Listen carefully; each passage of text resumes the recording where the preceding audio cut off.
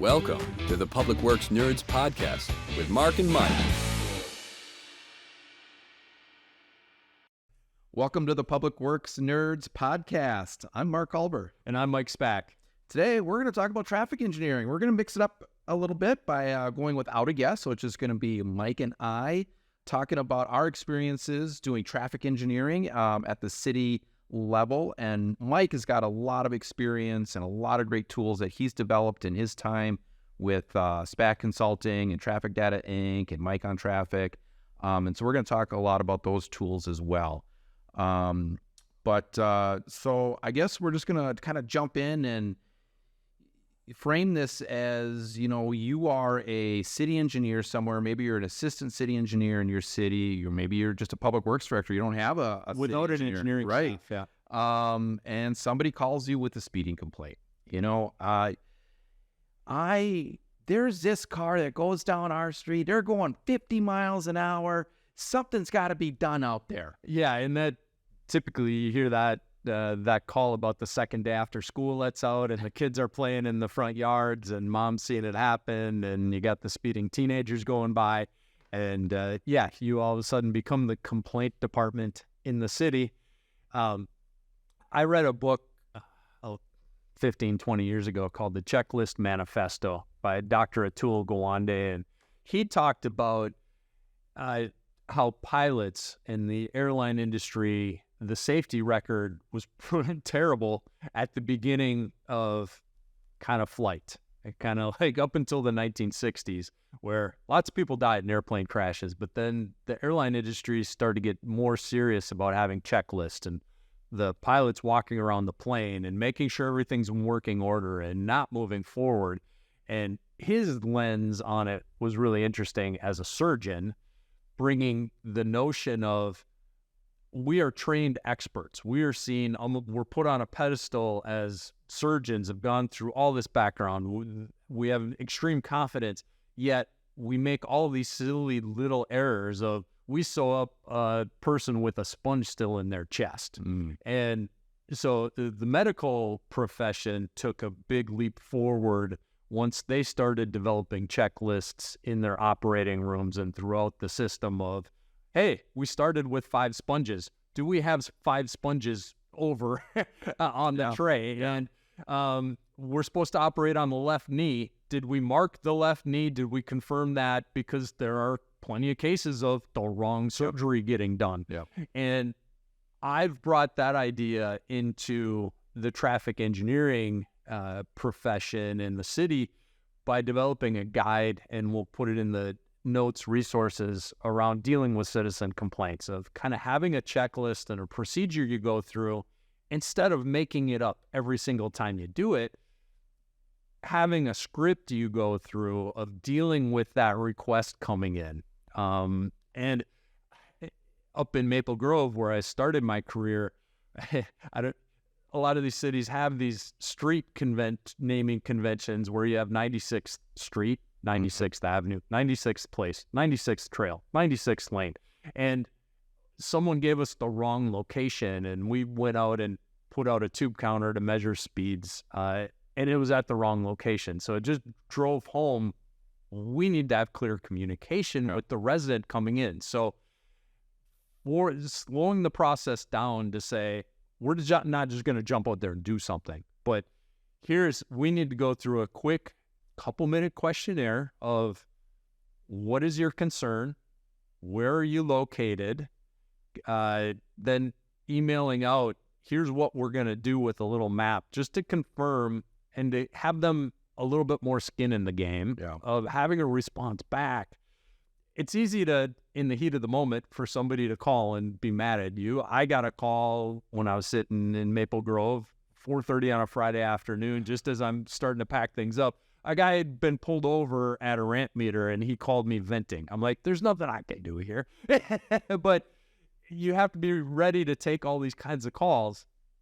But we have to drill down, do we have an engineering issue we need a response to, or are we just there as the complaint department? Yeah, just to let them vent kind of thing, So kind of having a checklist of being polite, listening, asking the question, getting to the root issue, because often these speeding complaints will come in of, we need a stop sign. Well, you dig into, well, do you need a stop sign because of speeding? Do you need it because there's a berm on the corner? There's a shrub that should be trimmed? Does it end up there's one kid who comes barreling down the street at 3:15 when he's driving home from school? All of it, there are different root causes we need to get to. So I developed this protocol in that citizen's guide for kind of all of these different complaints I had experienced, and drilling into, here's the protocol of how to talk about that speeding complaint, getting down to the root issue, and then what to do about it. And my philosophy was, I want to hear, I want to listen, I want to get to the issue. Then as an engineer, I want to get some data of if there's a speeding problem, or there's a sight distance problem, or there's conflicting volumes. Like, we need data to make the decisions on.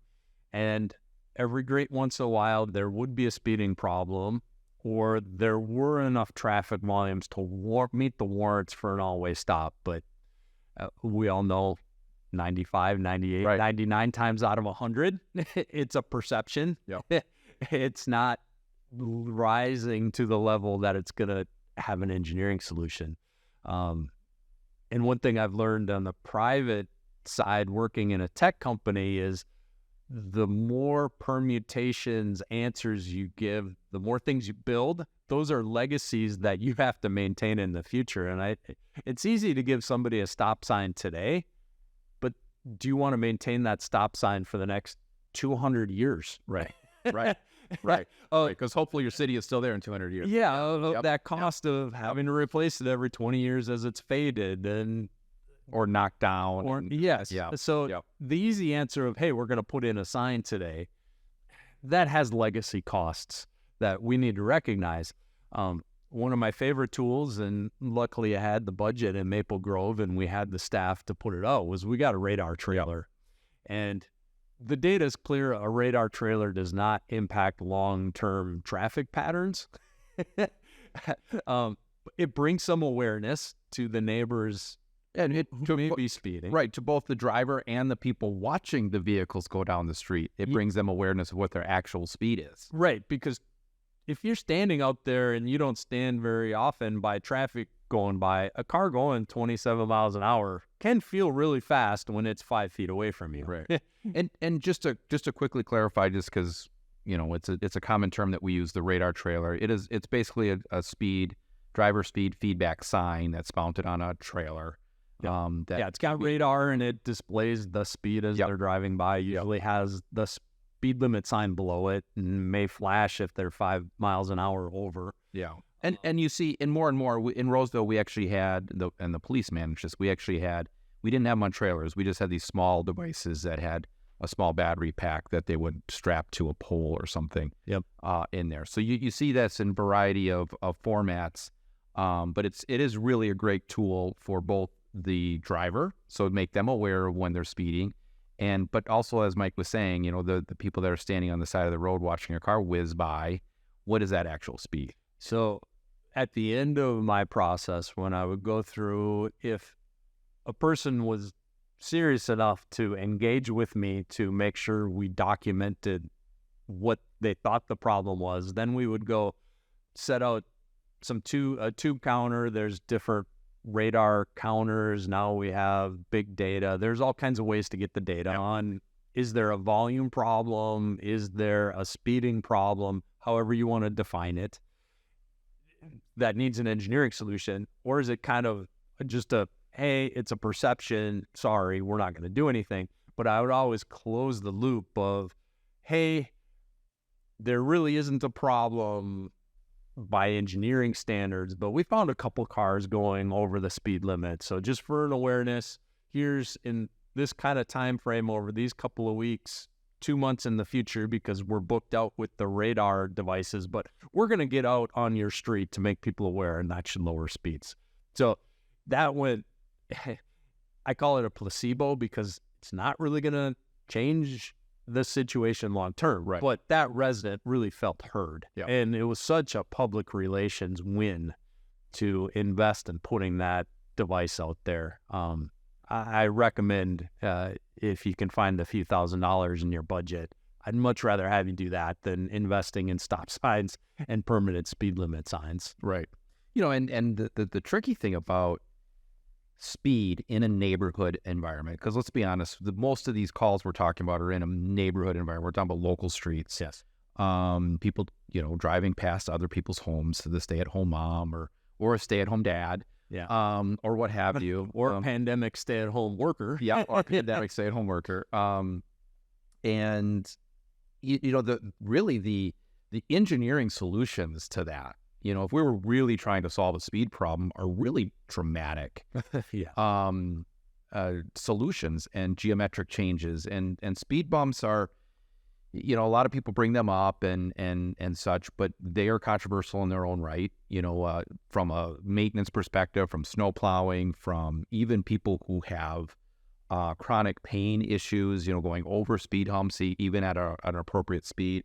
I mean, there are negative issues with speed humps and speed bumps. And often any of the traffic calming measures, and they have the potential just to move the problem over to a parallel route. Right. So, like Mike said, a lot of times it really is just letting the person be heard, doing the study, putting the speed trailer out there, and, they will probably come to the realization that the magnitude of the problem isn't as large as they think it is. Right. And, the other side of that is the people who are speeding, particularly in a neighborhood, are probably your neighbors. Yes. There's a peer pressure element to that, and that actually, again, the radar trailer helps with that, again, that peer pressure. But, yeah. I was going to kind of maybe veer off a little bit here, but what do you think about uncontrolled intersections versus two-way stop controlled intersections in a neighborhood environment? In a neighborhood where if you're a minor street coming up to a more major collector or arterial or whatever, obviously you need stop control because one road has a dominant traffic pattern. But in a neighborhood where the streets are more or less equal, I'm a sign minimalist. Mm-hmm. The only time I want to put up stop signs are when there's a physical sight distance obstruction. So if there's a hill, a berm, a fence, a tree, a shrub, something blocking the sight distance. But I had, as an experiment, when I went to Maple Grove, there were stop signs all over the city. Yep. And as an experiment, I had a summer worker and we had some time. So it felt like free time. But I had him sit out during rush hours at some of these two-way stop signs and just measure, sit back and record. Did the car come to a complete stop? Did it roll, or did it blow the stop sign? And it really opened my eyes to how ineffective they are. Mm-hmm. It was on the order of a quarter of the cars came to a complete stop. More than half of the cars rolled through, so treated it like a yield sign, which is probably the right behavior you want anyways. But the really disturbing part was about 15% of the cars blew the stop sign, didn't touch the brakes. Wow. And I tie this back. I grew up inside Minneapolis on a grid system, and as a little kid, I was walking to a friend's house across the street, and I think it was I was probably 5 years old, one of the first times I was crossing the street by myself. My parents taught me how to safely, but a car turned in front of me, and they didn't have their turn signal on. Oh. And I was taught, hey, the cars that are going to, so I thought I was walking in parallel to the car, but the car cut me off and it didn't use its turn signal. Well, that has stayed with me my whole life and informed me as a traffic engineer of that really scares me, that to think that 15% of these cars are blowing through a stop sign, because most of the time they can safely blow through the stop sign. But what if that kid is walking to school? Yeah. And something has changed. Normally mom drops them off, but one morning they have to, some change condition that they're distracted by their phone, whatever you want to say. But that is just setting up the system for that tragedy, where if there are no stop signs, the people, I believe, my opinion, from what I've observed, people are a touch more cautious going through a completely uncontrolled intersection. Right. That they know nobody has to stop, so they're a little bit more aware. Yeah, and I do think we've created a little bit of a dilemma or a problem in which most drivers coming up to an intersection probably are looking to see if it is uncontrolled or two-way stop controlled. They're not necessarily looking to see if there are stop signs on the cross street. Right. We all know that if it's hopefully we all know, our public works nerds should know that if it's an all-way stop, it's going to have an all-way, plaque underneath it. Yep. But if it's a two-way stop control, you don't have that plaque there. And so it's that non-stop controlled approach to a two-way stop controlled intersection where people are just assuming that it's stop controlled on the other side because there's nothing to tell them otherwise if they're not looking for those signs. And we've created this environment, and I know, like St. Paul, Minneapolis, and in Minnesota here in our metro area, most of those streets are stop controlled. They're using stop signs to assign right away. Yes. And I think in St. Paul, they kind of have this pseudo basket weave thing where it's like every other street is stop controlled, right, and blah, blah, blah. And is that really, in the larger picture, is that really more dangerous than it is safe, And that, because pedestrian crashes in neighborhoods are so rare, and it's hard to tease out statistically what's the right answer. But I go back to that situation when I was a little kid of everyone in these neighborhoods, they're commuters. You don't have somebody driving from out of town. That's very rare. So it's right. People going to work every morning, and everybody's getting into their groove of what they're expecting to happen. And if you expect the other person, the other person has a stop sign because you drive through there every day, you're a little bit more assuming they're going to stop. And that, I think, becomes more dangerous. And we're talking on the margins. It's hard to prove statistically. What are your thoughts around the basket weave and using two-way stops? Yeah, and I have to be, full disclosure. I preferred the stop sign to a sign right away, essentially at intersections. And I would say, looking back on my career, I probably almost definitely overused stop signs. Especially in Maple Grove where we're building brand new developments. And yeah, it's easy just to put them on the plan and have the developer, as Yep. the streets are getting built, Yep. drop them in. Yep. But I looking back, probably overused them. But again, it's this, I lived in St. Paul. I grew up in St. Paul. I've owned 2 homes in St. Paul now, and that's what I'm used to. And so that's what I see as kind of the default situation. If those stop signs aren't there, how are people actually going to drive through it? But I'm not saying that's the right answer by any means. And I do think we should probably get back to that uncontrolled intersection environment and put up yield signs at first when we think it needs it because there's a site distance issue or what have you, or you need to assign right away to one of the approaches. And then as a last resort, use the stop sign when there's some severe site distance issues that you can't resolve or something like that. Yeah, and I would prefer our whole industry if we could get to more of a geometric design solution. Yeah. Thinking about narrower streets result in slower traffic. Yep. Speed limit signs alone don't do it. It's the conditions. There's all kinds of data. I've collected a lot of data. It doesn't matter what speed limit sign you put out there. It's if there's a cop there, you will see people will slow down. And if it's a narrower road, if it's a curvier road, if there are cars parked on the street, High demand of parking. Yeah. the conditions that friction slows the traffic down. Yep. So these engineering standards that we apply to arterials and major collectors of, hey, it's a 30 mile an hour speed limit, but the design speed is 45. You take that kind of thinking and put it in a neighborhood, people are going to drive what the road conditions are comfortable at. And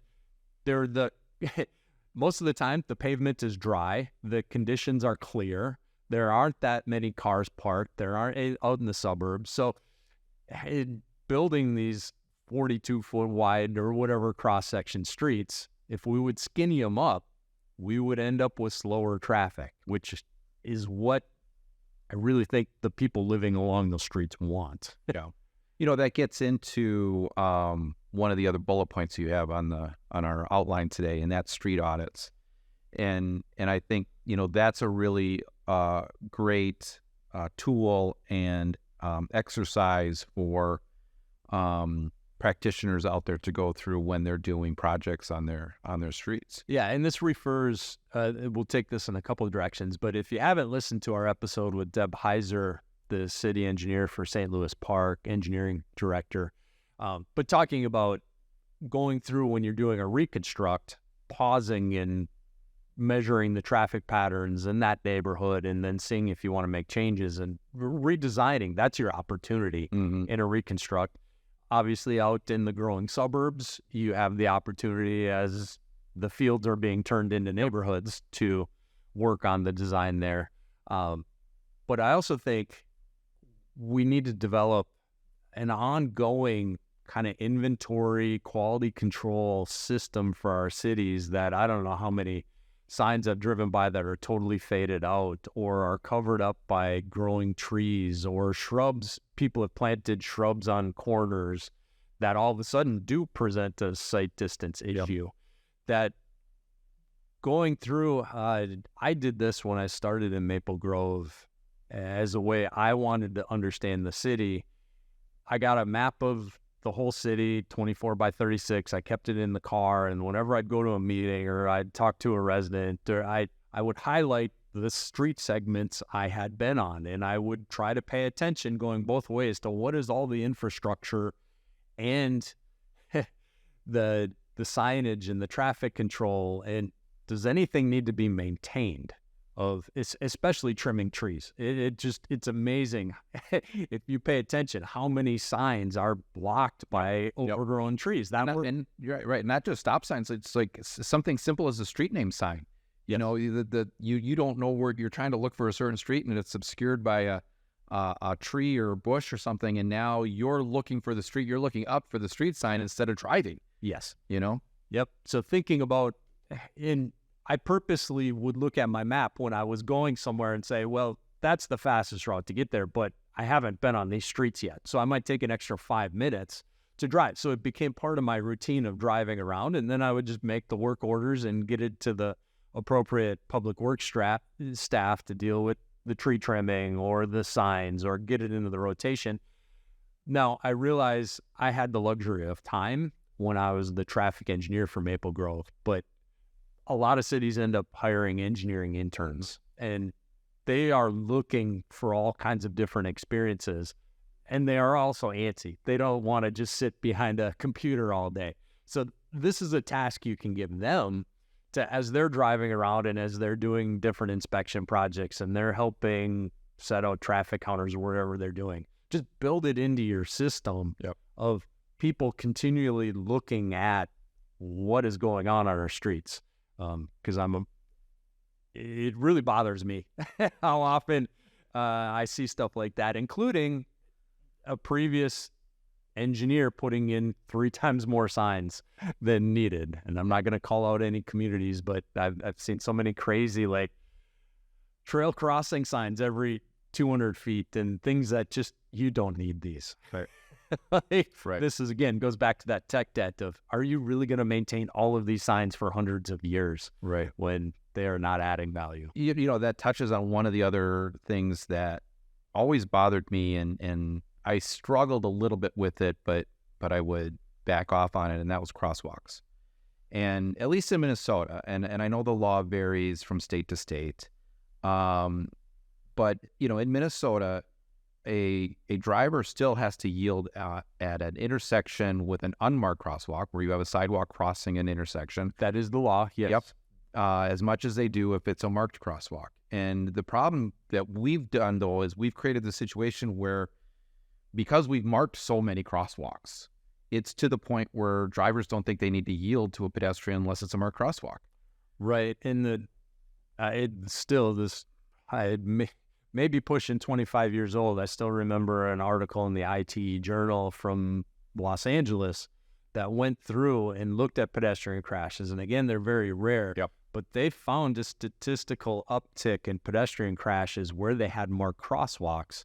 And the really only thinking around that is the pedestrians are bolder, crossing the street and assuming that because there's paint on the ground that the driver will yield to them. And again, it almost a situation that is so unsafe becomes safe because everyone is treating the dynamics with the respect they should. Right. That's a very hard thing to convince a resident of that's calling you and talking about. Even with the same side on the stop sign. It's very difficult to convince them, even with data and studies and this, that, and the other, that we can actually make this we can potentially actually make this more dangerous by putting the stop sign in or putting the crosswalk in than we are by not doing it. Right. And there's an issue with how drivers, when they do and don't yield to pedestrians, and enforcement and education, and there are parts of this country that are much better with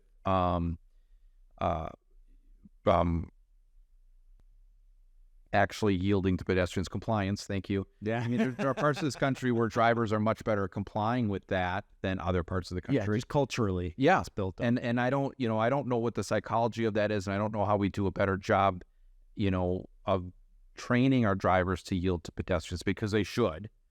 They should. And I also think it's environmental. Yeah. That closer into the core of the city where is more pedestrian activity, and you have the old-fashioned grid systems and sidewalks and the whole deal.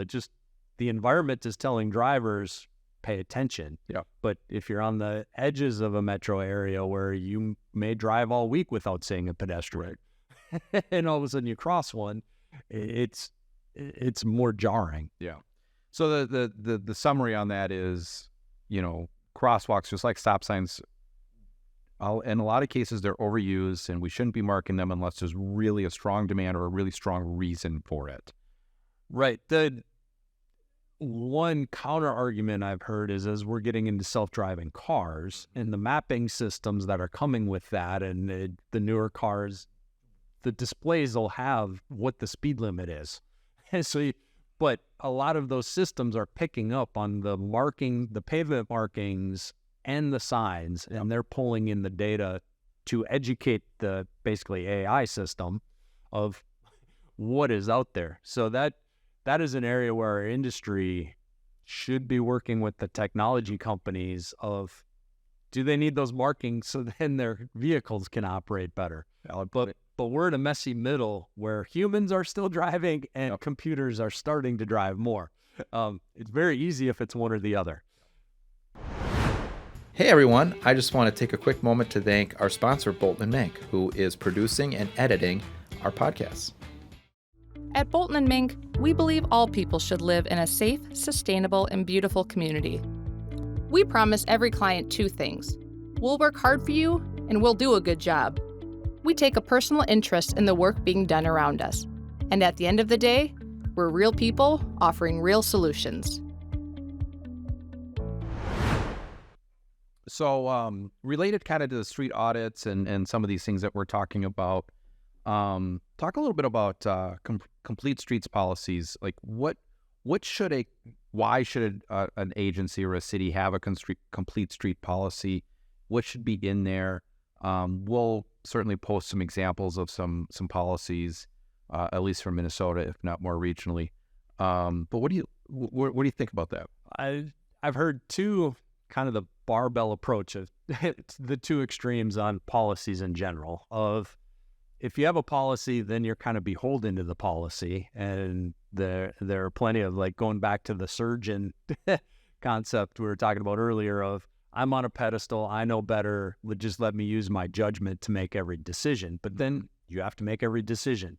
If you have a policy, you have clarity, but you're kind of boxed in by the policy of following the policy. And if you're going to deviate, you must have a stronger reason to deviate from the policy. So it kind of depends on your personality and your community's personality, what you want. I personally like clarity. And having the discussions ahead of time, and you're not going to be able to work through all of the edge cases, but come up with that Pareto principle 80-20, the 20% of the situations provide 80% of the benefit. I mean, that seems to be a natural law. So you can come up with a policy of what is your community's feelings, desires, outcomes, and it should roll up to the political body and residents. When we had Deb, I was a resident of St. Louis Park, and I was on a commission as part of the comprehensive planning that really took a strong look at complete streets and who, as an identity, as a community. We had all kinds of neighborhoods with sidewalks that would just stop mid-block because when they were built in the 30s, the residents opted not to pay for the sidewalk in front of their house. So, like, okay, as a community, we wouldn't build a road that stopped midway. Right. So we decided we should complete the sidewalks. Yep. And coming up with the complete streets policy is it's part of the character of your community. So I like to have clarity, whether it's part of the city comprehensive planning process or that happens in a lot of communities only once a decade. So this could be kind of every in and off year when you're not going through the big plan, but kind of coming up with a list of here's how we deal with traffic calming policies. Here's how we deal with complete street policies, whatever other policies. You could almost have a cadence of, okay, we do our comprehensive plan every decade or every 5 years. And then the year after that, we look at this policy. The year after that, we look at this other policy, and just have a cadence, because just like the laws of the land, there's lots of antiquated stuff on the books because nobody ever goes back and refreshes them. A valid point. Yep. But so complete streets of, do we want sidewalks? Do we want trails? Do we want them on both sides of the road? Do we want them on one side of the road? How much do residents get to say we're working around trees? Are we going to narrow, what is our standard curb to curb? All of these things are up in the air, and every community gets to decide what type of product they're putting out there. My personal bent, the communities I like living in are more friendly to pedestrians, to bicyclists, to transit, to the automobile is not the king. Yep. But there are communities, especially if you get out, like just going to Los Angeles, but it's a car-centric environment. Yep. And changing that 80-year history, like just because the current politicians may want to change it, doesn't mean you're going to change the culture. So I'm not mandating every community needs to look the same, but I think you should be clear on what you want to look like. Yeah. And that should be encompassed in these policies and plans. Yeah, and even in that LA environment and that, I think the benefit of a complete streets and the whole concept of complete streets is how are we designing our streets to be complete for everybody? You know, and a treatment in LA is going to be different than a treatment in St. Louis Park for various reasons. But like you said, like talk about that. Like talk about what you want your streets to look like, your community to look like, what's reasonable, and then document it. And so you know what you're designing for as you do a major project. Yeah, they're in a vacuum. People always make up stories, and default ends up happening. Mm. So if there's a vacuum of policies and plans, something happens. And I just prefer for it to be intentional. Yeah.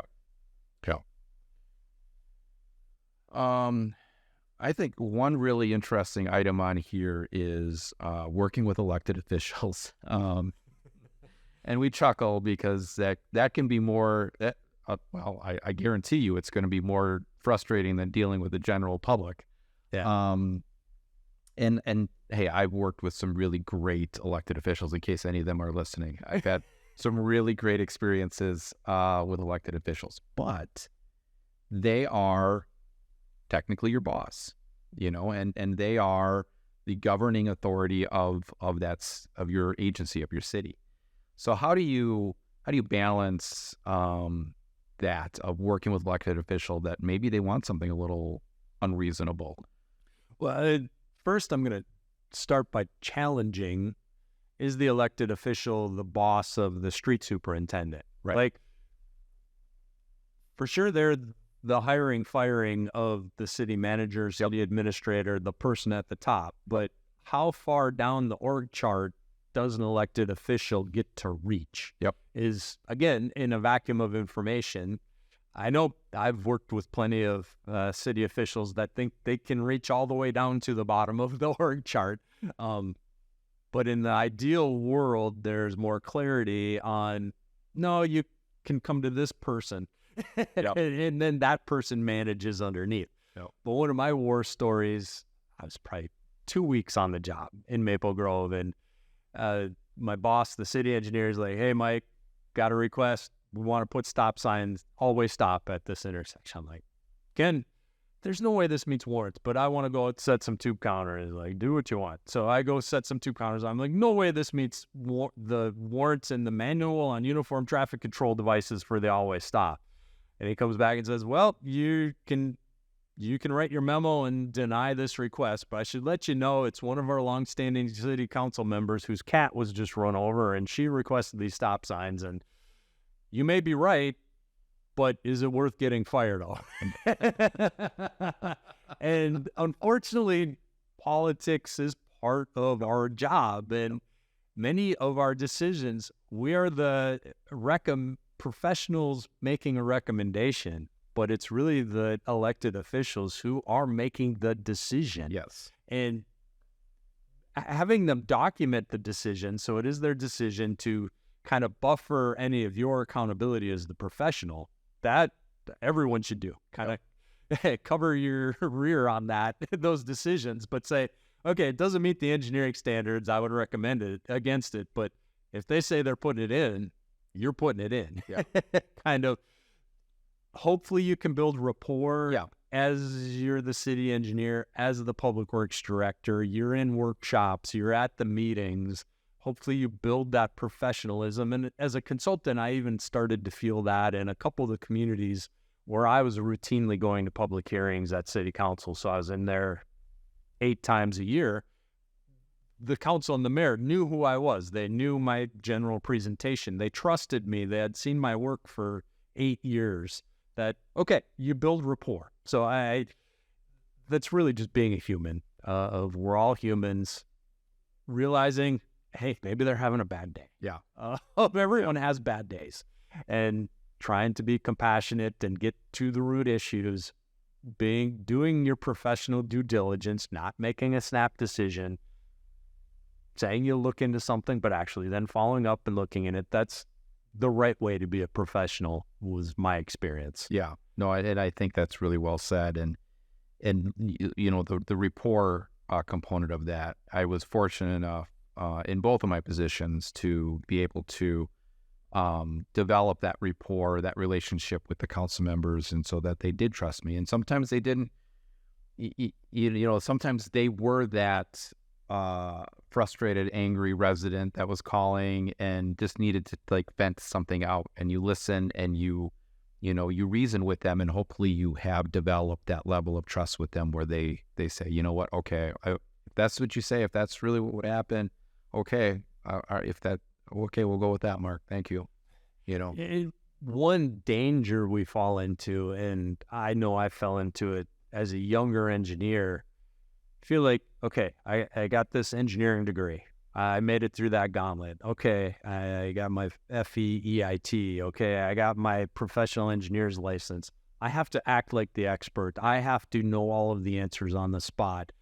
As I've matured as an engineer, I've realized if I'm in the gray area, to keep my mouth shut and to do the research and come back with the right answer instead of taking a guess at the answer. And my experience is actually the elected officials really respected that of, I don't have to have the answer on the spot as long as I do come back with the answer later. Right. They would prefer me to get it right than make up something and be wrong later. Absolutely. And sometimes, you know, that's it's not easy to do because there's pressure. Like, you're in a public hearing, you're at a city council meeting, you know, there's pressure to have an answer.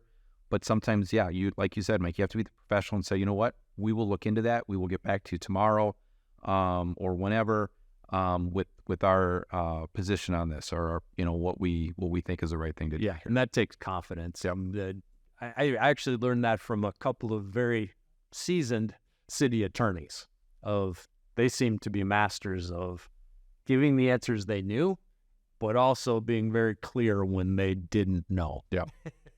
Yeah. And just like you said, on the confidence level, knowing that that's okay, that if anything, it shows more of your professionalism, that you understand when you know something and you are unsure about something, but you know where to go to find out that answer, and not making it up in the moment, Yeah, and there are kind of a blessing of our industry is there aren't that many emergencies. There aren't that many critical decisions that have to be made on the spot. Many, many things can wait a week. Yeah, so we've talked some about complete streets and street audits and that, and all of that. A lot of that comes down to how we originally build our streets, how we originally build our network, or how we modify our network and what we're planning for. So, a lot of communities, most communities, I know the communities in the metro area of the Twin Cities are required to put together a comprehensive plan. And as a part of that, one very important chapter of that comprehensive plan is the transportation plan.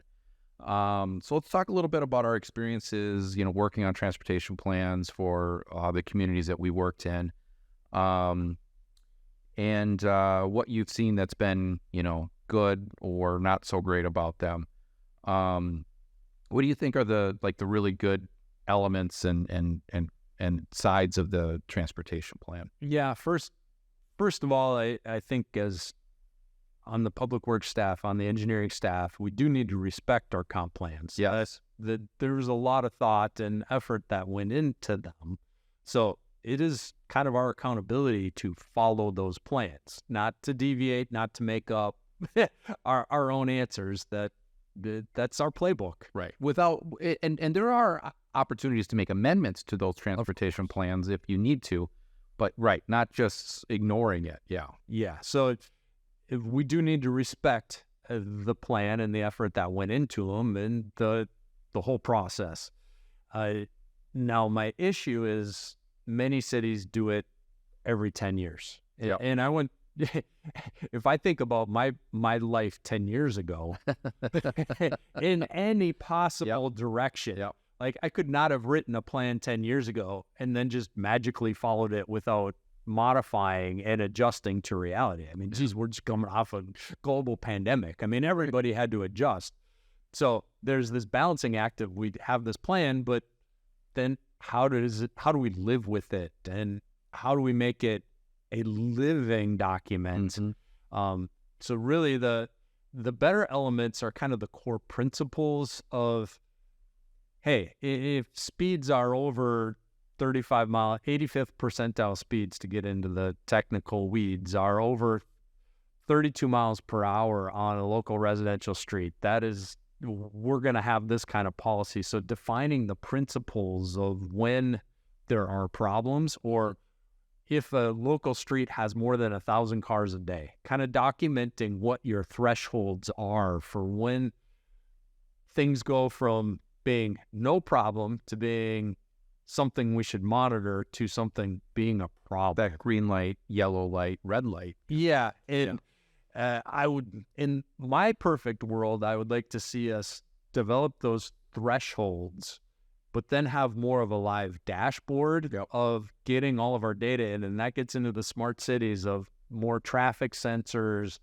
more sensors on our water system, potable water system, more sensors on our stormwater system, our bridges, whatever it may be. So we could see that dashboard of green, yellow, red. So it's almost like stepping on the scale to see what your weight is every week. Do you do it every day? Do you do it every week? Do you do it every year? Do you do it every decade? Right. Or go get your physical, or go get your blood draw, or whatever it is. I would like to see more ongoing monitoring with our transportation plans. But in the transportation plan, I want us to set the standards and the thresholds. But the problem is we go out and we go collect data. We collect traffic counts every handful of years, and then we put it all in that transportation plan and we developed the 10-year road plan or the 30 or the 50-year road plan just based on that one snapshot. And it's possible that data was collected when there was a parade going on or some weird construction project. Big road closure. Yeah. So this idea that we have these static data points, that certainly made sense in the 1940s.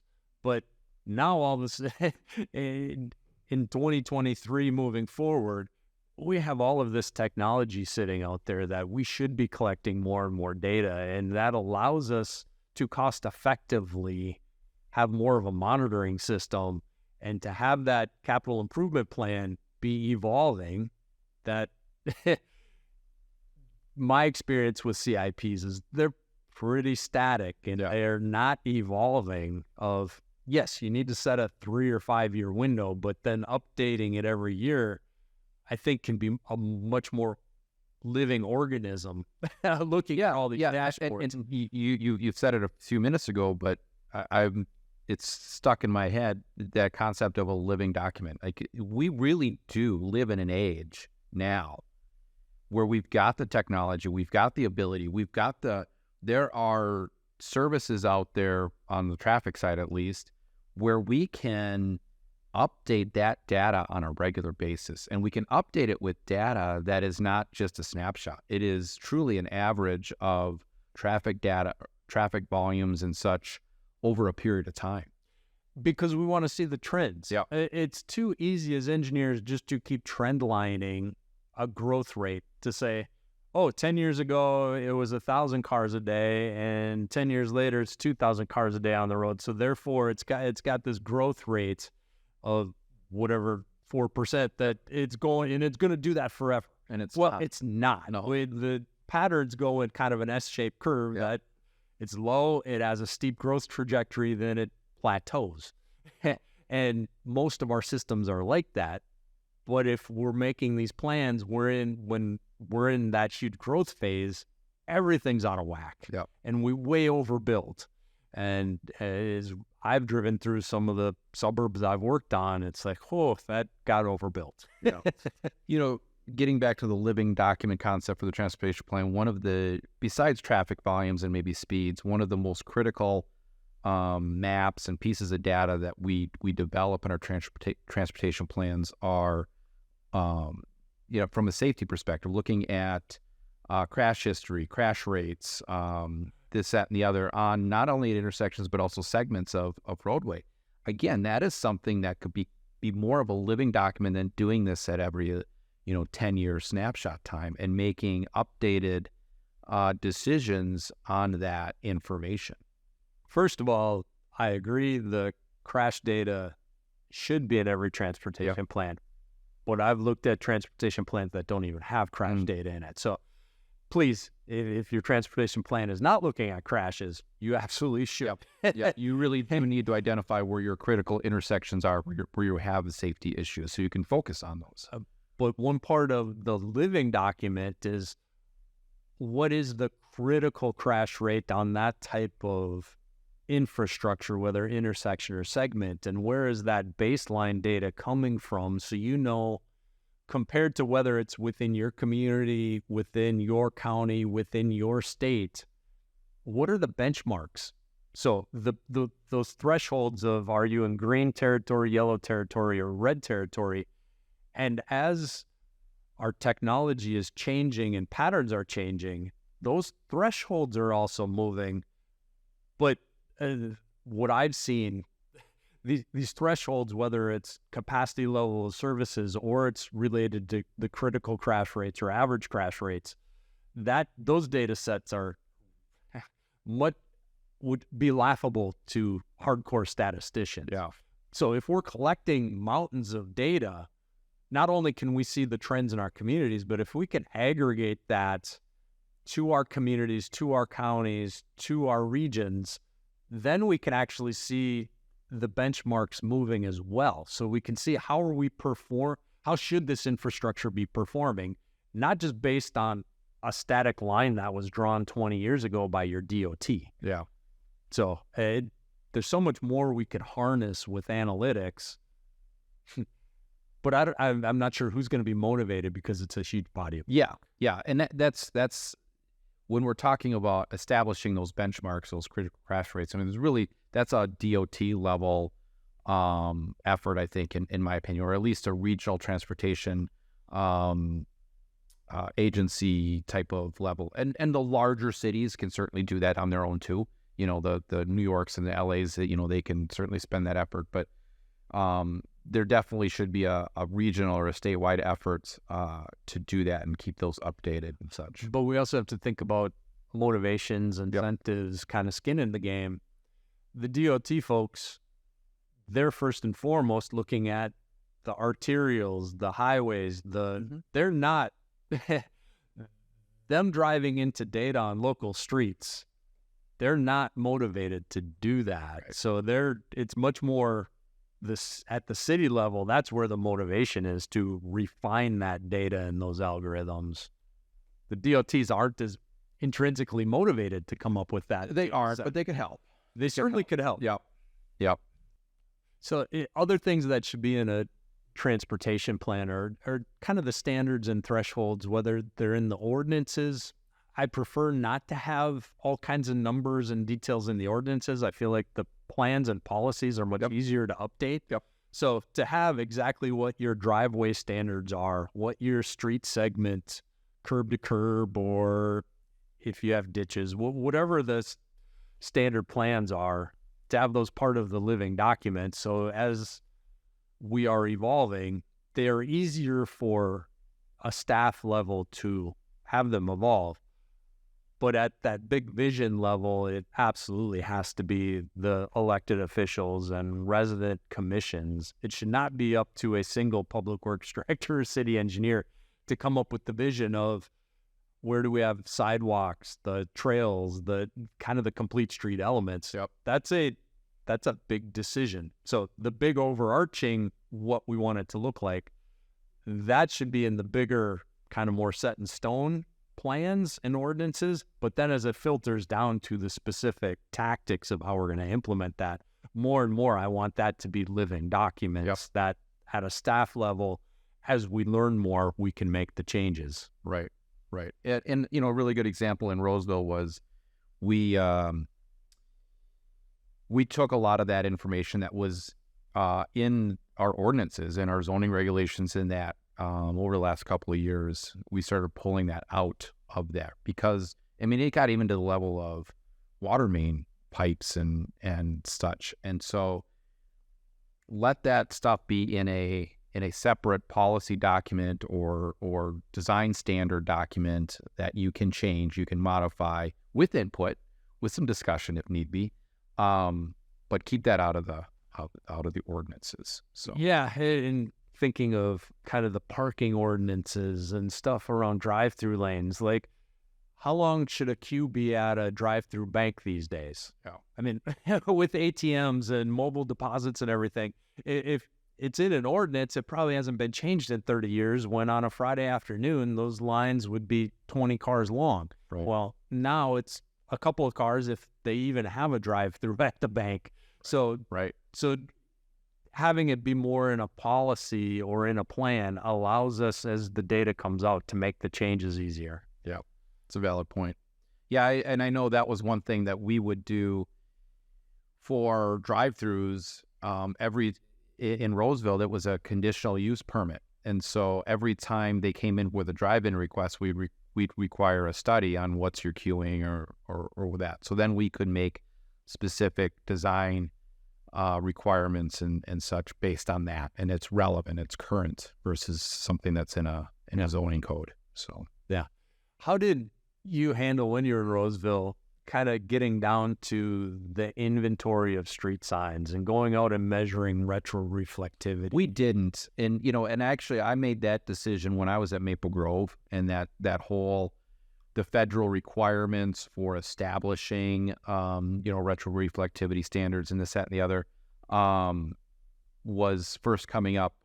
We quickly decided it's not worth the effort to go out there and measure the retroreflectivity of every sign every 1 year, 2 year, 3 years, whatever. And to own the equipment to do it and this, that, and the other. It was, we we did the research. We established an assumed life cycle for the sheeting material on the sign, whether it was DG3 or whatever. And then we would have a set replacement at that lifetime, that the sign needed to be replaced within that. If it was 18 years, you needed to replace it within that 18-year period. Did you tweak it based on the direction it faced? No. We, at least for Maple Grove, I'm not quite sure, because my street superintendent was managing it in Roseville. I think because the design life standards that we were getting from the manufacturer, which we were going off of, was assuming, I think, kind of a worst case scenario. Right.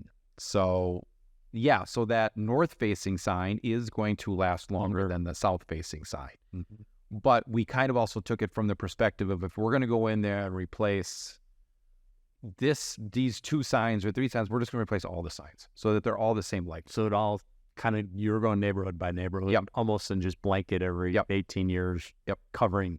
Right. Now, there's a higher cost to that, but there's also an efficiency to that. And you can budget for it better, I think, because you know how many signs are out there and you know what their life cycle is going to be, so you can budget for that better as well. Yeah, it's like replacing your roof. You don't go shingle by shingle most of the time. Right, exactly. I mean, you're replacing your south-facing shingles when you replace your north-facing shingles. Yeah. Well, I think we've covered a lot of ground on the basics of kind of what we're facing as City of Public Works folks, traffic engineering issues. If you're not a traffic engineer. Right. And, if you have some questions that we didn't cover in this, email us. Go to our website. You can contact us through our website and send those questions. And maybe we'll do an episode of Q&A. Listener questions. Yeah. And fill in some blanks of things that we didn't mention today. But that website that we're going to link to, Mike on Traffic's got a lot of resources in there on some other topics that we haven't talked about. I know one topic you want to talk about in a future episode is school traffic control. Yes. And I think that's a really great one, particularly for, smaller private schools and this, that, and the other. I think it's a really great conversation. And Mike, you've done a lot of studies and work on that. And I think there's a lot of good information to share on that one. So we'll just do that as a teaser for a future episode as well. Sounds good. Great. Well, thank you, Mike. Thanks, Mark. And before we go here, although we don't charge for the professional development hour you just received by listening to the podcast, the Public Works Nerds is not free. If you've listened to more than one episode, the cost is that you will tell one colleague about the Public Works Nerds to help us grow our audience. Thank you.